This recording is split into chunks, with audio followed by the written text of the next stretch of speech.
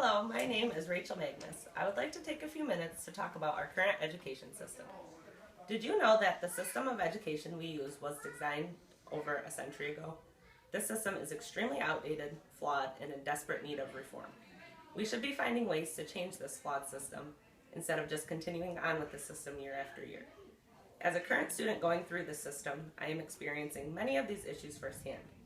If you are a student, have school-aged children or grandchildren, nieces or nephews, or future students, it's important to understand how outdated our current system of education is. By bringing awareness to the situation, I hope to persuade more people to take action and ultimately to bring change. First, I want to talk about how old our system is. Then I will discuss various flaws in the system, and lastly, I will talk about problems in adult education.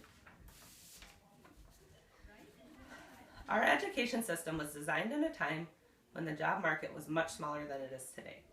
It was designed to teach children the basics and prep them to take over in the mines or on the farm or running their parents' business.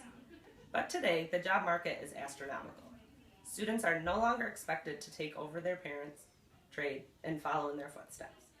We now encourage our children to follow their own dreams and find a job that suits their strengths and abilities. Our education system was designed in a time that girls and boys were viewed differently, and segregation was still an accepted practice. And while we have come a long way from those views, our children's classes are still structured in such a way. Sir Ken Robinson, respected educator, talks about our outdated education system in an online video. He says, "We still educate our children by batches. We put them through the system by age group. Why do we do that? Why is there this assumption that the most important thing kids have in common is how old they are? This is a huge problem in education.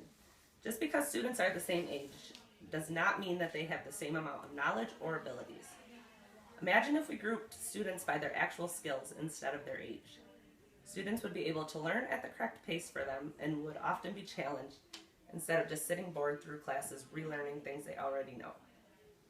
Our education system is full of flaws. A big problem with education is that it is less about teaching students how to truly learn something and more about teaching them how to memorize information in order to pass a test. Memorizing is not a good way to gain knowledge. Mary Bryan at theodysseyonline.com says, "Students cannot truly expand their learning simply because of the stress of memorizing things for tests. Mary believes that memorizing to pass a test is stressful and doesn't allow true learning to happen. By only worrying about getting a good grade, students do not actually learn the material.